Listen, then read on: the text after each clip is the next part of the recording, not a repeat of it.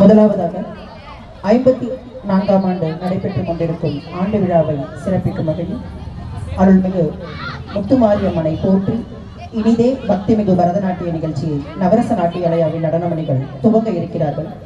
அனைத்து பக்த கொடிகளும் அமைதி காத்து இக்கலை நிகழ்ச்சியை சிறப்பிக்குமாறு பணிவன்போடு கேட்டுக்கொண்டு இதோ முத்துமாரியம்மன் பாதத்தை தொழுது கலை நிகழ்ச்சியை துவங்க இருக்கிறார்கள் நடனமணிகள்.